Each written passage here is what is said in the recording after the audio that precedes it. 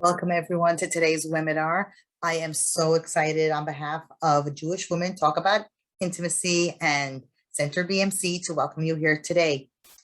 How appropriate is it that this webinar is taking place Rosh Chodesh Elul, which is the acronym for Ani L'Daidi V'Daidi Li, I am my beloved's and my beloved is mine. Today we have a wonderful presenter, Kayla Levin, who will help us to build passion in our marriage. Kayla Levin is a newlywed coach and the host of the popular podcast, First Year Married. Kayla has worked with hundreds of women to improve and sometimes even save their marriages, utilizing a combination of mindset coaching, modern relationship research, a deep understanding of how our brains are wired, and most importantly, wisdom from Torah sources that can guide and inspire us on our journey. Kayla's coaching encompasses everything that comes along with a new marriage, which includes topics such as new homes, new family members, new jobs, new responsibilities, and parenting young children. Welcome, Kayla. We are so excited that you're here. Thank you. It's such an honor to be brought in to speak here. I got introduced to this group through you and through somebody else that I know, and I just am really just so moved to see so many women reaching out, taking their time to make sure that other women are really getting the benefit of what the Torah teaches us about intimacy. And it's just one of those gotta love the Jewish people moments for me. So I'm going to go ahead and share slides because I have a very short attention span in case anyone here is like me. Okay, so hopefully everyone can see this fine. Yeah, you can see this? Yep. Okay, great. All right, so again, I'm Kayla Levin. Hi, everybody. Thank you for coming. This is me and my motley crew, the Levin kiddos. We moved 2 years ago to Ramat Beit Shemesh from Atlanta, Georgia, a community that we loved very, very much. My husband and I are Baalei Teshuva, so we came to all of this Torah information already in the sort of towards the end of college, post-college, and both of us were educated very much in like a very secular worldview. And so I bring us a unique perspective, in being able to sort of see where sometimes these things can get misconstrued. In fact, we went to NYU, which is, like the most liberal campus basically you could find. So in some ways, some of these concepts are like very, very, very different. And we had to sort of allow things that, it was a great process. I'll put it that way. So when my husband and I got married, I found the newlywed process to be absolutely insanely difficult. And Baruch Hashem, now we are very happily married, but we all, we learn, we know best what we had to learn through, the world of hard knocks, what's it called?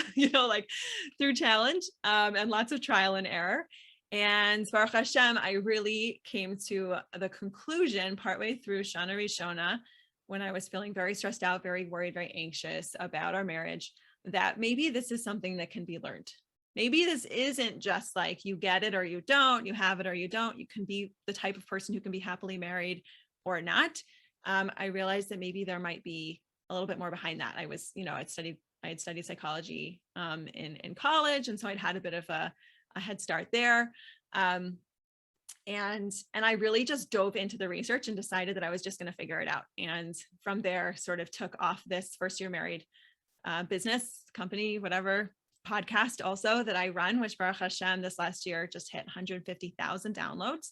And so it has just really spread. And again, for any of you, I'm sure almost none of you are in your first year of marriage. You should just know that the number one thing on my iTunes reviews is this is not just for your first year of marriage. So all of what we're going to be saying, as Hannah said so beautifully, is absolutely relevant. But I also want to invite everyone here to just drink in a little bit of that newlywed energy, because at any moment we can reevaluate, re-examine our marriage with fresh eyes. And to me, that is like the biggest gift we can give ourselves. Okay. And then this is the picture of a podcast for you. All right. So what are we going to be talking about today? I love this lady. I use her in all my slides because she looks so Beis Yaakov to me with her nice little blue shirt. All right. What are we talking about here? So number one, I want to talk about the value of intimacy, why we should care. Number two, we're going to do some myth busting. Any things that I see that people often get sort of misconceptions, misconstrued, can create a lot of tension. And then I like to separate out the conversation about improving our intimate life into before the bedroom and in the bedroom. Things that you can do before you're intimate and things that we can do to improve it during the act or even in the sort of the moment. And how you and I can stay connected. For any of you who'd like that information, I know when I watch a webinar, I always want to know, like, okay, don't just disappear from me if I enjoyed what I heard. And finally, we're going to take some questions at the end. Okay, I'm also just going to say this. I have a very broad audience. I know that this could very easily get to a bunch of people. So some men might have mistakenly stumbled into either the webinar or onto the video. So I'm just asking as a personal favor. I only speak about intimacy to an all women audience. So as a gift to me, please sign off if you are at this moment. And don't worry, because if you have a wife who would like this material, I have all the notes on the slides and she can screenshot whatever she wants so she can talk about it with you later, which is what I recommend anyway, because then you will have a deep and meaningful conversation instead of listening to me talk, which is, not nearly as important as talking to your wife. Okay. Oh, there we go. All right. So let's talk about the value of intimacy. So here in Israel, the boys are about to go back to school. My son starts tomorrow because Rosh Chodesh Elul. And one of the things that I have to make sure everyone has is devek stick. So those of you who know your Hebrew, your Ivrit, a devek is glue. A glue stick is what I need to make sure everybody has. And intimacy is described as devek from our sources, meaning intimacy is not just the devek between the two people, it's actually the whole marriage is held together. In fact, Rabbi Yosef Lin, I heard speak about this so beautifully. I don't know if he was quoting someone else or if it was just him. He himself has a book on marriage. And he said, it's like the mortar for the bricks. When you work on your midos, when you learn Shalom Bayis principles, when you go out of your way, those are all the bricks that build your marriage. All of those pieces that you're investing when you go out of your way and you give, or you don't say something critical and you really hold your tongue, all of those things are the bricks that build together that marriage. But intimacy is the mortar. If I stack a wall of bricks high, no matter how many bricks I have, if there's no mortar to hold them together, I don't have a solid wall. And that is really the Torah perspective on intimacy for a couple, is that we should know whether we're struggling, whether this is something that we're able to actually in this moment realize or not. We should know where it's held, where it stands from a Torah perspective, which is that it is absolutely critical for a marriage. It is one of the most important parts, if not the most important part of a marriage. And speaking of devek, we also know from psychology and from neuroscience that when a couple is together, especially if they both climax, or if she climaxes especially, then there is a release of oxytocin. This is the same hormone, I'm sure many of you have heard this before, that a woman releases when she nurses her newborn baby. It is called the bonding hormone. Notice the similarity here, devek and bonding, right? In each of these cases, we're talking about this extra push, this extra sort of, we're designed in a way that we are chemically bonded when we are intimate with another person. And by the way, that's actually shown on a small level too. It's not just, on the high level. It's also, they've done studies where when a waitress would touch the client on the shoulder, she would get a higher tip than if she didn't touch the client on the shoulder. So there's a bonding happening with any physical touch, and it goes to another level with intimate relations. Sometimes I see that people like to think of, and I even catch myself sometimes thinking of this as like intimacy, it's the icing on the cake for a good marriage. The good marriage is like we have good communication and we really like each other and we respect each other and we have some compatibility. And if you have intimacy, icing on the cake. And again, like the way that I like to think about this, the way I like to teach it is it's the sugar. You don't have a cake, right? Like it's an absolutely critical component. And it's sweet. And again, going back to Torah sources, it is actually considered a completion of the human, right? So Hashem created us, human beings, and part of our work here in this world is the completion, right? When Chava was taken from Adam, he was no longer an Adam. He was no longer a whole person. The whole person was the two of them together. And it's the coming back together, and especially in a meaningful and connected and spiritual, intimate moment. And we'll talk about what spiritual means as we get there, that there is actually that reunification and that recreation of the Adam, of the person. So here's an actual quote for that, if you don't believe me, which is always good to have some sources, because this is from Chidushei Agados. Because the man and woman are each part of an Adam, and both together make one complete Adam. And according to the level of completion of the Adam, the Shekhinah, this is the holy, the like Hashem's presence here, the Shekhinah will dwell with him. I'm sorry, that should be a lowercase h, I think, because it's talking about the Adam. For Hashem's name rests on that which is Shalom. And therefore, when they join together in intimacy, Hashem's name rests upon them. Meaning we have to remember that if Hashem is the third partner, when a couple is intimate, it can't be that there is anything base or lowly or unspiritual about it, because Hashem isn't somewhere. Hashem doesn't, the Shekhinah isn't somewhere that wrong things are happening, that things, and so many of us raised in Western cultures have imbibed a little bit of this idea that it's not so holy to really have passion, to have real intimacy, to have real desire for our spouse. And it's really, really not what our sources say. What our sources say is this is actually the moment of completion and part of the human being's purpose. And for those of you, I'm going to date myself. When I read this, lahavdil, lahavdil, lahavdil, to make a separation from the holy to the mundane, kind of reminded me of Jerry Maguire, if any of you have seen the movie, right? Because he says, you complete me. And then there was a huge backlash because everyone was like, that's called, a codependent relationship. People don't complete each other. But maybe he was a little bit right, right? Maybe there's a little bit of completion that happens in our relationships. This is what our sources seem to be telling us. Okay. So now that hopefully I've made the case for all of you that this is something worth investing in, this is something that is important hashkafically, it is important to you. I mean, I didn't even touch on the many myriad benefits. I mean, the stress release and all of the things that are beneficial to a person who has a healthy and active intimate life. Didn't even touch on any of that, right? But just from Torah sources and from our hashkafa, the value of having intimacy, and in terms of psychology and what we know about relationships. So let's get into some common misconceptions. And again, I'm going to answer questions at the end, but please feel free to send things in as we go. Again, these are things that I see coming up for people where a lot of times if we have a misconception, we experience shame if we see that we don't fit into this concept, right? So one of the big ones, the very typical misunderstanding, is that men are supposed to have the higher sex drive, right? And so when a couple gets married and they see that the woman realizes that she has a higher sex drive than her husband, there can be like a little bit of worry about like, is this normal? What does this mean if like I want to be intimate more often than he does? And so I just want to like put that one to bed completely. There's so many things. It does seem that people have like kind of a baseline. Some people just generally want a certain amount versus other people. But the other thing is that there are so many million things that go into your drive, and those things are called your hormones, okay? And your hormones might be well balanced because you've had phenomenal diet and sleep hygiene and all your social needs are getting met and lots of focus time at work so that your testosterone gets to be used and functional, and any number of things. And the next day you might not be getting those things, right? And so people's drives can change very, very frequently.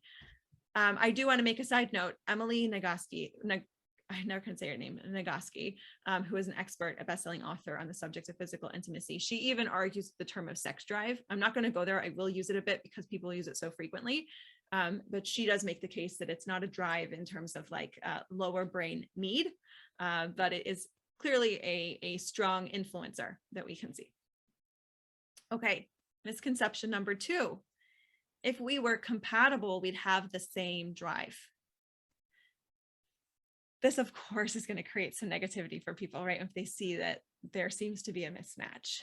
And I believe that Hashem didn't make this easy for a reason, because your marriage is built not on your compatibility, not on how easy it is, but on all those tiny and sometimes those huge adjustments and accommodations and sacrifices that we make when we find a way to come together, to meet in the middle, or to accommodate the other person. So being married, especially Shana Rishona, which in Jewish tradition, Shana Rishona is the first year, and there's a lot to be said about it. Of course, my entire program is called First Year Married, so I have lots to say about Shana Rishona. According to Rabbi Akiva Tatz, Shana Rishona today takes 10 years. But much of the work of Shana Rishona is shifting from thinking about us as my needs and his needs to our needs as a couple. Okay, so what I want to offer you with this particular misconception is, instead of worrying about what the are we compatible, or what if he's not interested as much as me, and what does that mean, is being together what we need as a couple right now, not necessarily what I need or what he needs, right? But what is best for us as a couple, and starting to see us as a specific unit. It's an extremely powerful question. Okay, misconception number 3. If I don't feel spontaneously attracted to him, then I'm not really attracted. Okay, so I'm sure some of you probably have had some speakers here before. I don't know who is here for the first time. But there is spontaneous desire and responsive desire. Okay, the movies like to portray spontaneous desire, right? Which I think that makes sense, right?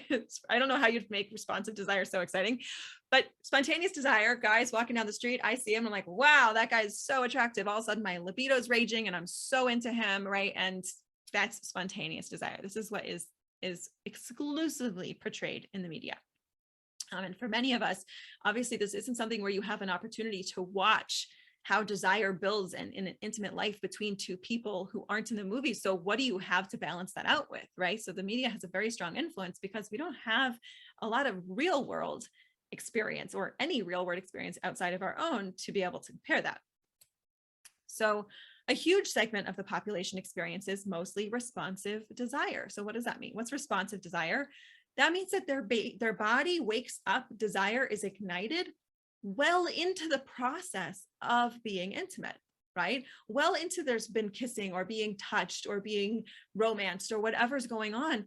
After we've already got to the physical level in some way, now the libido sort of wakes up and it's like, oh, hey, I'm late to the party. Okay. That's responsive desire. And it's a huge segment of the population, and it is not better or worse. They just are. One misconception I've been seeing a lot lately is that women are responsive and men are spontaneous, right? And so I also just want to clarify this one. It's a big mistake. It's true statistically, it seems to be that men are more often spontaneous and women are more often responsive. And so you'll see that reflected in the way we discuss these things, right? If you're discussing these things with anyone, or even just the kind of jokes people use, or the things, again, you see in the media.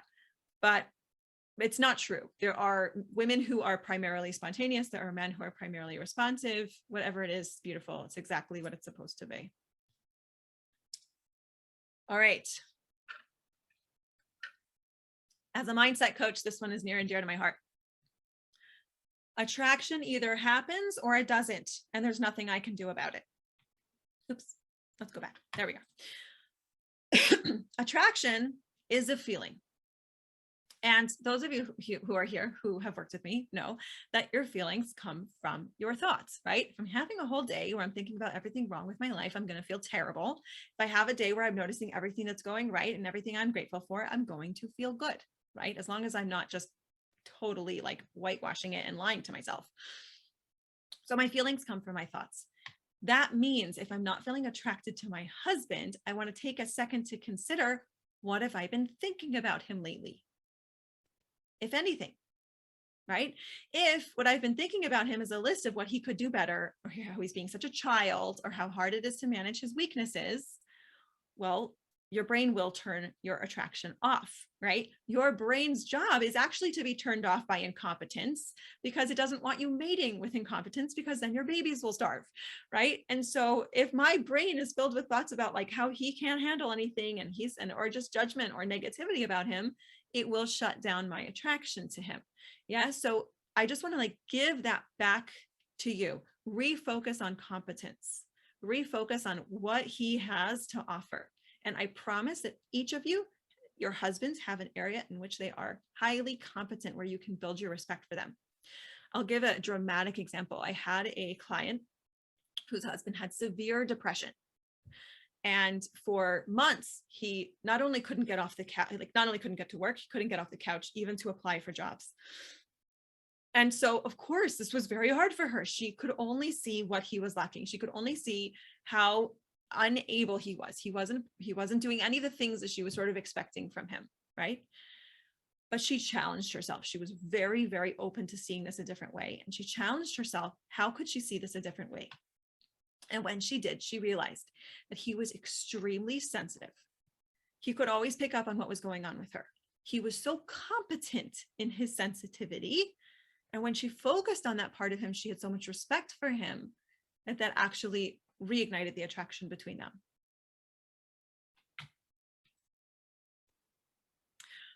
Last misconception. Oh, I don't know if I have 2 pages of this. If I had no drive last week, it'll probably be the same this week. All right, we're going back to those hormones, ladies. Your gorgeous and amazing body has gorgeous and amazing hormones, and those hormones fluctuate like you wouldn't imagine. So we don't live in a world where this is very embraced, right? We live in a world where everyone kind of acts like they're exactly the same and their physical ability is exactly the same from day to day. But we know that this is how Hashem made us. And so this is how Hashem wants us. And so we have absolutely nothing to be ashamed of. It's amazing. In fact, at some stages of your cycle, your body is tuned into bonding and closeness. And that's actually what helps replenish the hormones that keep you healthy and mentally well. And at other stages, your body needs retreat and respite, right? And there's other things you can kind of harness during those times as well. It's kind of beyond the scope for today. For the average woman, and I realize that there are definitely people who fall outside of this, but for the average woman, the nida cycle, right? The cycle of if you keep the halachos of mikvah, right, of separation and coming back together, that cycle reflects this profoundly. During the time where the average woman's hormones are meant to make her more sensitive and more introverted and more wanting her space, that is exactly the time where there is separation. But again, that can change month to month based on everything else that affects your hormonal balance, right? So I mentioned some of those things already. So all this to say is don't treat your body like it's predictable. If you think that he's always been more interested than you, that could change next week. And don't make up your mind about what that's going to look like, because then you will create that in your reality, right? It's entirely possible that any of these things can shift because there are so many factors at play.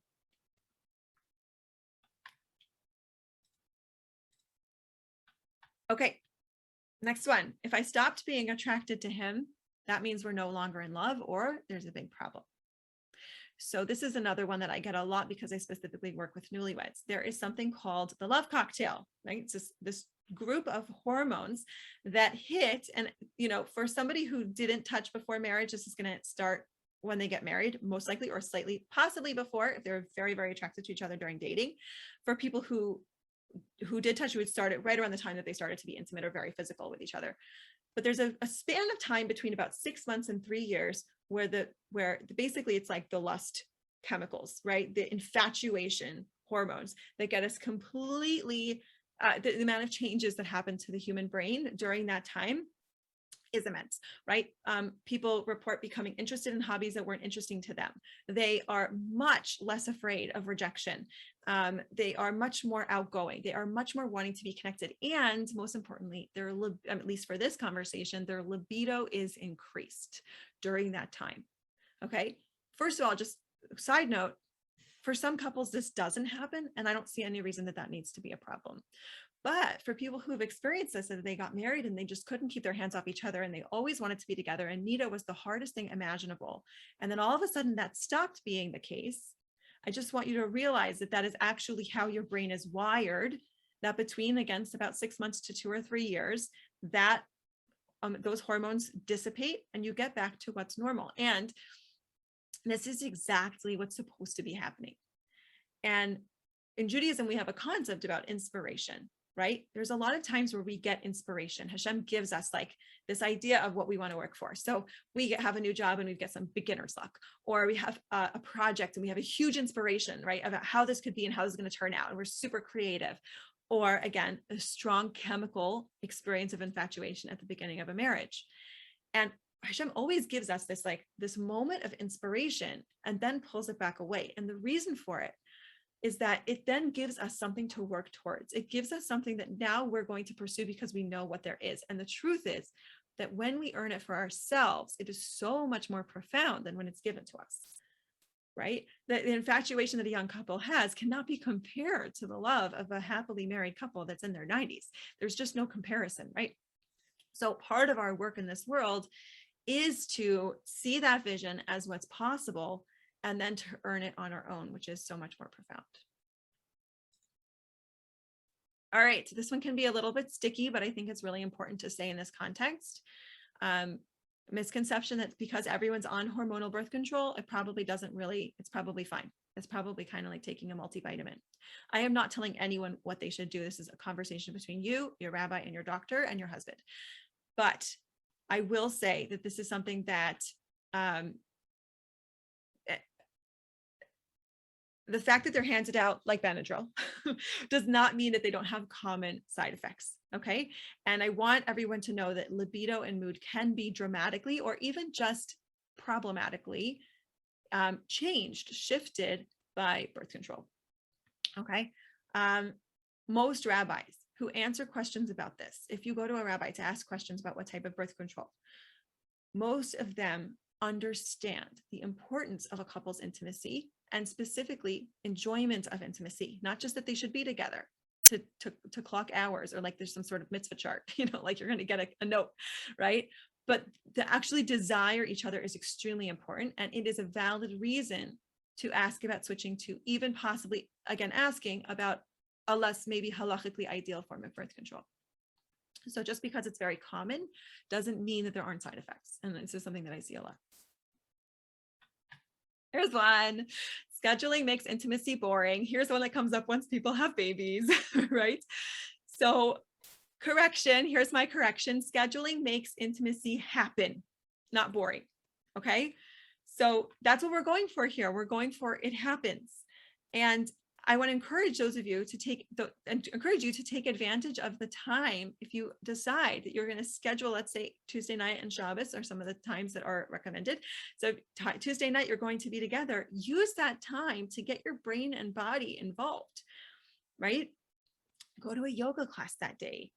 Put on something gorgeous under your clothes that he's going to see later if that's something that you do, right? If it's not negotiable to you, if you've decided this is when we'll be together, then having it scheduled could be very much in your favor, especially those of you who have responsive desire. Couple more here. It's not quote unquote religious to enjoy myself too much. Okay. The ideal way for a couple to be together, as I said, according to the Torah, is with passion and desire. The idea that physicality is contrary to spirituality was never ours, but to begin with, that's not a Jewish concept. So we'll just leave it to them. Those who've made it up, those who believe that, we can just give that right back to them. If that's a misconception that you've had, it's not ours. You don't have to worry about that one. Also, All right. Kayla, Yes. I just wanted to mention when you talked about asking a Rav and discussing the different types of birth control, that many people might not be aware that even though, let's say, some Rabbanim prefer a certain way, there are many Rabbanim who actually would prefer what others might not seem the ideal. And one of that is, I know definitely with the diaphragm, the Kayo or the regular one, is that many people feel that might be second class, but according to many Rabbanim, it's actually the best way to do things. So we shouldn't just assume because we hear from this one or that one, but we should come with all that information, and it actually might be the ideal, type of birth control. That's amazing. Thank you so much for saying that. I didn't know that. That's awesome. Okay. Last one here. I can only be intimate when I'm in the mood, well rested, the kids are sleeping, and the dishes are done. Of course, this isn't one that we probably say, out loud and acknowledge, but this is definitely what ends up happening for a lot of us, right? So if you need 8 hours of sleep and a good day at work and a clean kitchen and sleeping kids and you're in the mood and, Mercury in retrograde or whatever that means, then it's just not going to happen, right? So I want to shift you from the question, do I want to can we? If it's a can, like if it could be managed, there's just too many benefits to your relationship and to you as an individual for it to be contingent on all those other things. And to push you just even a little bit further, we never want to be a victim to the circumstances in our life, right? We never want to and we all do, we all get into those ruts where we're like, oh, well, because of this, I can't, and this and that. We're just blaming all the circumstances and all the facts of our life for what's happening. It can be a little bit of a challenge in the beginning to make that shift in your thinking. But as long as you blame what's going on outside of you for what's happening in your marriage, your brain is going to completely shut down to coming up with any ideas and solutions. I see this over and over. When we're in victim mode, we're stuck. Our brains freeze. There's no creativity. There's no problem solving. Okay. Your brain is amazing at ideas and solutions, just not when it thinks it's a victim. Okay. So I want to encourage you can like make it a game. And one of the best ways that I've heard of this is you just make it a game as if you know the end of the movie. Someone already blew the end of the movie before. They told you, like, don't worry. The end of the movie is you guys are totally going to be together. You make it work. Right. And then you could just be like, oh, I wonder how we work that out. If for sure this is going to happen. This will be fun to see, like how we managed with all the kids, you know, the 3 kids under 5 and the 2 full-time jobs and all these different things. How did we manage to continue to have an intimate life? Right. I don't say this to give people pressure. Right. But I do want you to know that when we just like release some of that tension and we just say like, how could this be a game? How can I just kind of like make this a little more playful and curious? Your brain is going to go to town. You will be amazed with the solutions that you come up with, that you're able to see of how you can make this happen in your life more frequently. Okay. So now I just want to discuss the before the bedroom or wherever your intimate life takes place. Okay. So number 1 is to have your talks outside the bedroom. Okay. This is a guideline that I think is really wonderful and wise, which is that when you're already at the point, if you're any talks you want to have about how things are going, would you like things to be different, more, less, longer, whatever the things are that you want to change, when you have those conversations inside the bedroom, everyone is much more sensitive because it's like already we're all in it. Okay. So this is a great conversation with coffee. I really encourage these conversations. And I just want to encourage you to have those, not when there's like really any possibility, like even coffee, like, well, I guess you can't really do that in a public place, but you get what I'm saying. Not when it's on the table, because then people are less likely to be sensitive. Dessert. This is an idea from Alison Armstrong, which I absolutely love. The idea of dessert is something that the two of you could do. This is, again, I'm talking to people who maybe are having a little trouble kind of getting themselves activated, getting themselves involved. We obviously, I talked about what a great mitzvah this is. That means our Yetzer Hara is just as strong, right? Anything that's extremely powerful, the Yetzer Hara is like ready to go. Yeah. So it's for a lot of people, it's like we have to kind of really prioritize to make this happen. It doesn't just, happen. So dessert is this idea of what is something that we could do that could possibly turn into more. It would sort of bring us both, give us a chance to shed our day, to shed all the things that we've been dealing with, to shed our stresses, get connected to each other, be a little bit physical. But if it didn't continue on further, that would be okay. Right. And the example that she gives is him giving her a massage. Right. For many men, the chance to touch your body is a wonderful opportunity, whether it goes anywhere or not. And it's a great opportunity for the woman to kind of reconnect to her body, because we become so super cerebral that we kind of just forget the rest of us exists at all. So it puts us back into our body and gives us a chance. And again, those of us with responsive desire, gives a chance for the responsive desire to come along. That's a great conversation to have, again, outside the bedroom. Another one I just want to encourage you is not to give up on learning more as a couple, right? There are a lot of resources. I am not a technical, like a tactical coach, but I know that Hannah knows Books and Books Worth, and I know that she knows people who know Books and Books Worth that can help with that kind of thing. There's lots of information out there, and you can get it from a source that you feel comfortable with and that you feel is appropriate. So there's no need to ever give up on that. Another one that can be really helpful if there's been a lot of hurt feelings and sensitivity is to get really clear on what's a no-go. Okay, so if 11 p.m., you are not a human anymore. I know some of you, it's like 2 a.m. For me, it's 11. If 11 p.m., you are not a human anymore. And like at that point, like it's just not really even. So I'm not saying never push yourself, but if you know that it's always going to be a no at 11 or 1 or whatever the time is, communicate that. Right? Let him know, like, I really want us to be intimate. And I might even need a reminder that like, I should make sure I'm done working at such and such a time. If my time is 2, I should be done working by 12 or 1 o'clock. Right. But But if it's always going to be a no and you communicate that, then you can save a lot of hurt feelings. Okay, I've talked about this a little bit all along, but tuning into your body before the bedroom, right? So for women, this is kind of where the bubble bath cliche comes up, or the yoga class, or the horseback riding, or the just going for a hike. Anything that kind of reconnects us to our physical sensation can be extremely important and helpful. Again, making it a game, challenging yourself.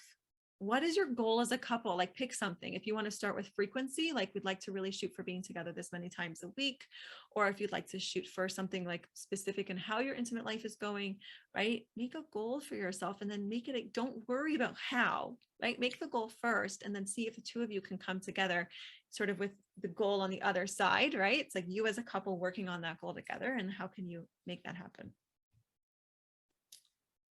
Flirting. Great. Whether he notices you flirting or not, the flirting is not for him. Again, so the responsive and spontaneous desire is one conversation. Another one is that, you know, women have been described as like the slow burning flame, right? Where for men, it can go a little bit more quickly for them to go from not thinking about intimacy to being ready for intimacy.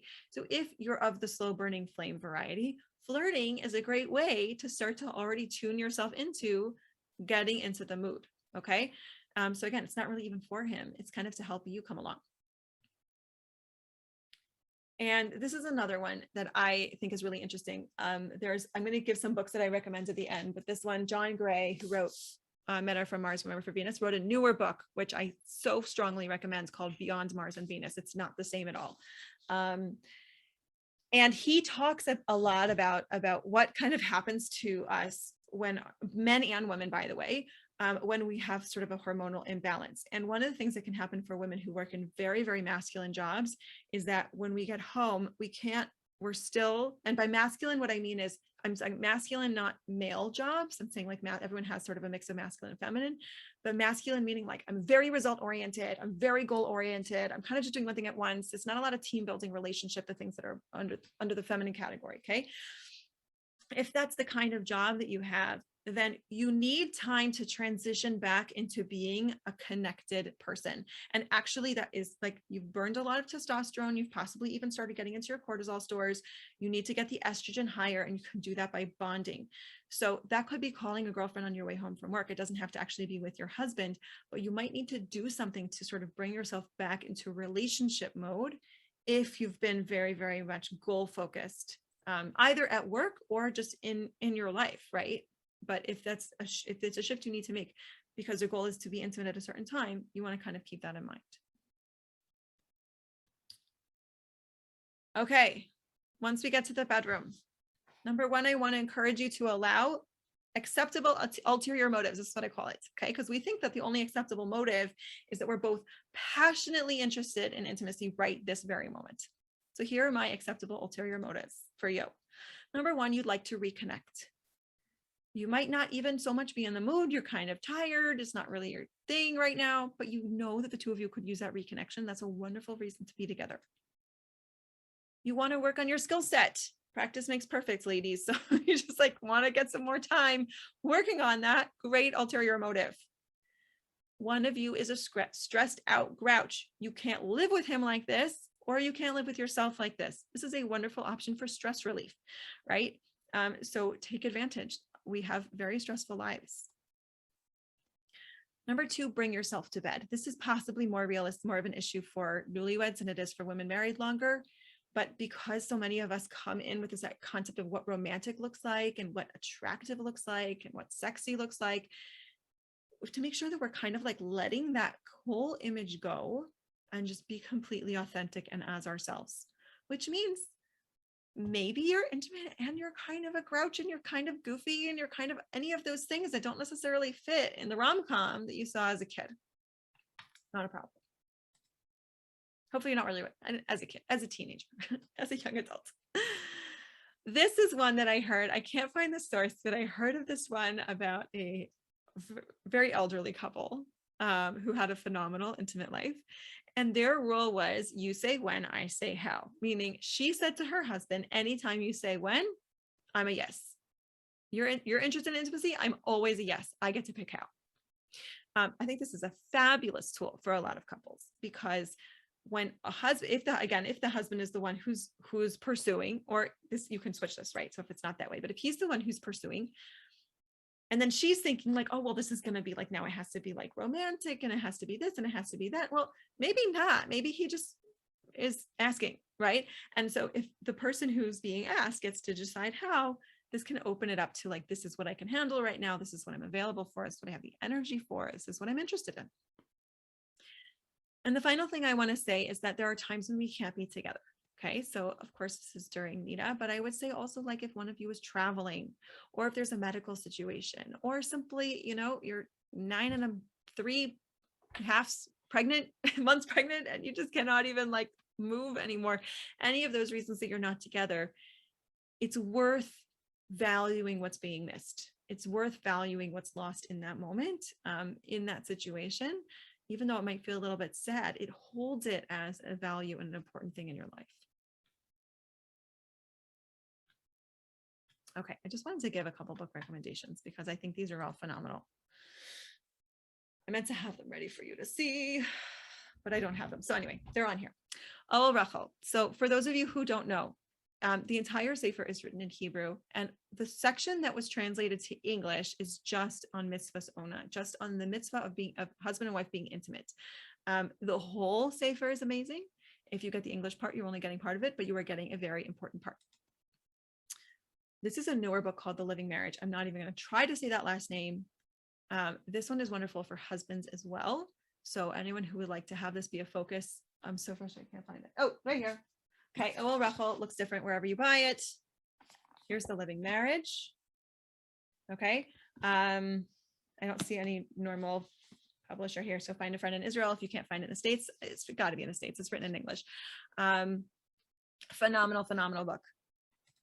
And then, like I said, Beyond Mars and Venus by John Gray. Especially about balancing your hormones, especially those of you whose husbands might, like during COVID, a lot of husbands kind of lost their mojo in life. He talks a lot about that type of thing.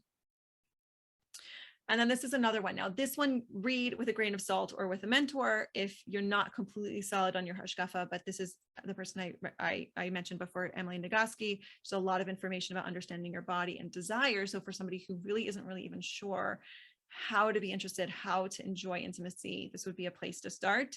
Again, not everything is completely compatible. So you just want to make sure that you're sort of keeping that in mind.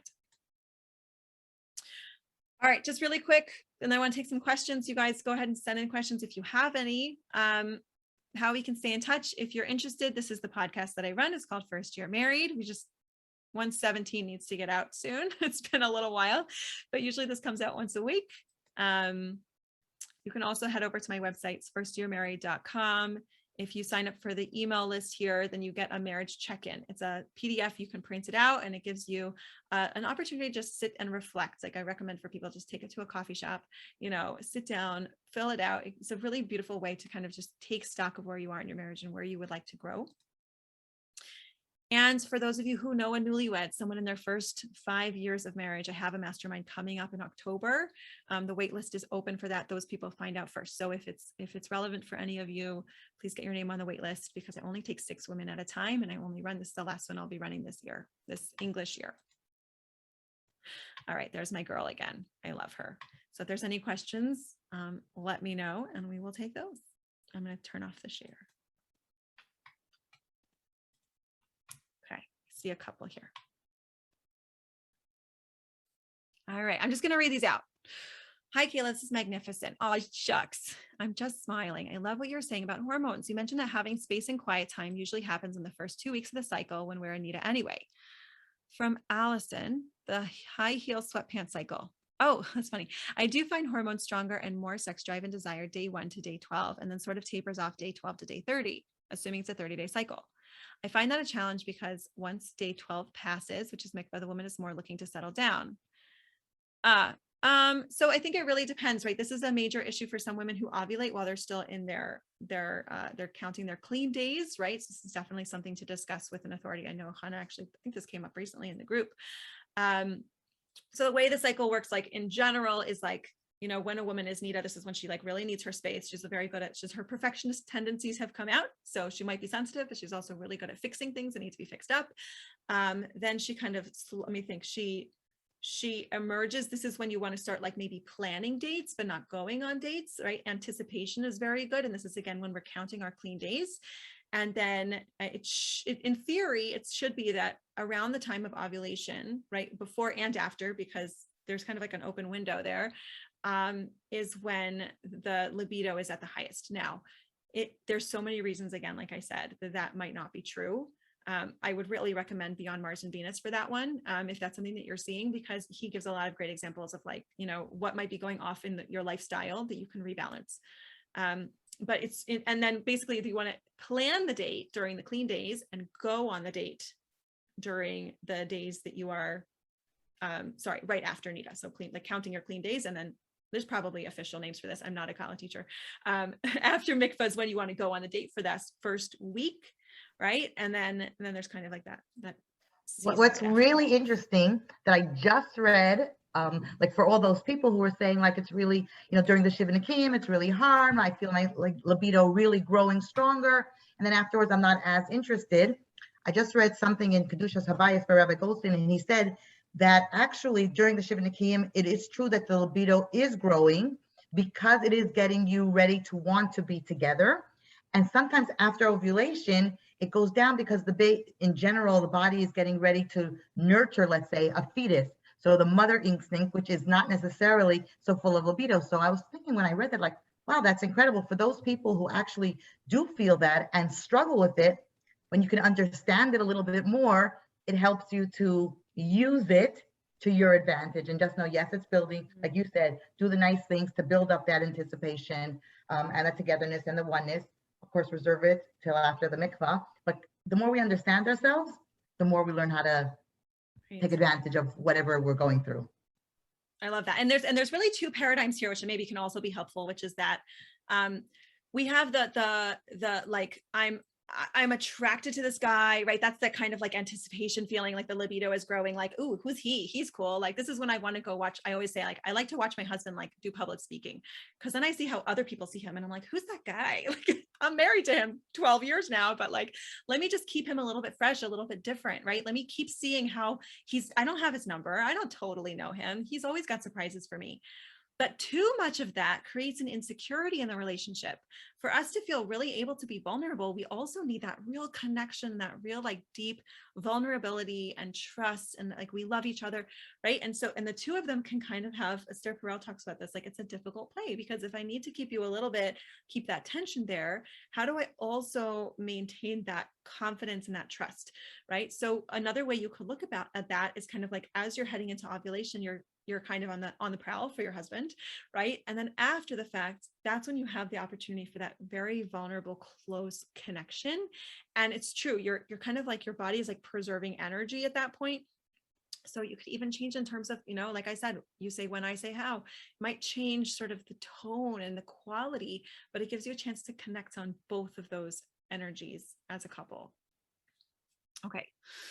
How would you approach do you have anything to add to that, Hannah? You're on mute.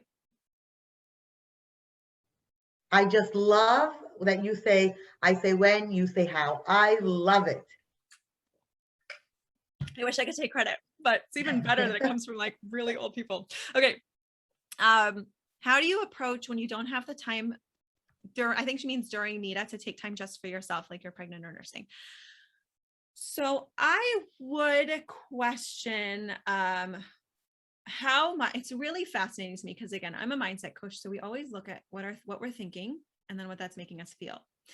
Things like not having time to ourselves, having space, feeling overwhelmed, and feeling tired come so much more frequently from our thinking than you would imagine. So often I see that someone will just like, they make the shift in the thinking and all of a sudden they're like, wait, I'm not tired anymore. Like I thought I would shift and then I would fix the tired part, but the tired part went away when I worked on my thinking. So you could just see the nursing baby as kind of an extension of yourself. Like we're having alone time, and that might be different. I have 4 kids at this point. So maybe that's different, because like when I was with my last baby, there were, still like 4 people out of the house and it was alone time. And if it's your first baby, you might be feeling like there's this other human in the room with me. Right. But if you can still kind of sort of see like maybe, and also little moments, like grab what you have, these last 5 sips of this coffee, I'm just going to enjoy on my own, locked in my bedroom with the kids pounding on the door, whatever it takes to sort of like see what you're getting and count it all, right? Like, oh, look, I'm getting that, I'm getting that, I'm getting that. And your brain is just going to feel the abundance of it, right? And it's really, I mean, it's just so fascinating, right? Because we have the hormones, but then the hormones are affected by the thoughts, and then the hormones affect the thoughts that you think. So it's really amazing. It's so amazing. Okay, this next question is the recording going to be available? Because she wasn't able to come on at the beginning. That's not a question for me, but please, all right. It is recording. The intention is yes. Yes. Yeah, great. You always have, you can never say for sure with technology, but we try. Thank you so much. Can you discuss the challenge of not being Nita? Oh, is this what she meant? Yes. Nursing. Okay. So nursing or being pregnant for a very long period of time. Got it. This is one of those conversations you have outside of the bedroom. And I just want to reiterate, like, if you're nursing or if you're not going through the same cycle, you do have some of it possibly. I know that postmenopausal women still do reflect the cycle a little bit. I don't know about nursing or pregnant, but I know that you're not totally doing the cycle, right? Because if you haven't become Nita again, you haven't gotten your period back, you're not completely back in the cycle, which means you may not have as dramatic a like winter season, that season where you really go into yourself, as you are having otherwise. So don't assume that you need the same amount of alone time every 2 weeks, pregnant or nursing. With that said, it's a very real thing. I know a lot of women say like they just feel very touched out, right? Again, make that the goal. My goal is to figure out, I'm feeling very touched out. I'm like, most of you, if you go to your husbands and you're like, I'm just really trying for us to be intimate more often, can you help me? Like, most guys are a yes on this question. Yeah. So, hey, I'm trying, we try to solve everything ourselves. We take the weight of the world on ourselves, but you have like you've got this, like, you know, this other CEO, you're running the company together, bring him in on it. I'm feeling super touched out. I really want us to be intimate, but I feel like what do you need? Figure it out and like commit to making that work. Right. I think another thing that sometimes will happen is we don't want to say what we need because we're scared that then if we get it and then it doesn't work, then we're like responsible. But that also just means like say what you need and then commit to being happy might be the work, right? Might be something that you could do. So, and you're welcome to the last person who sent something. So thank you all so much for coming on. Hannah, I'll let you wrap it up. So I really appreciate everything you said.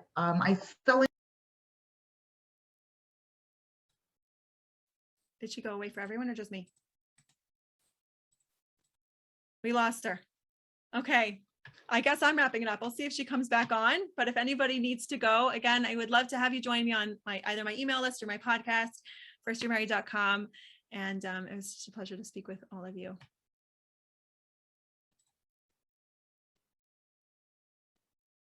Thank you, Kayla. That was a wonderful presentation.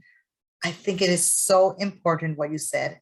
How important is it to investigate, to inquire, and to think about what we're really thinking, and to know that not necessarily what we're thinking or feeling right now is really what we really want.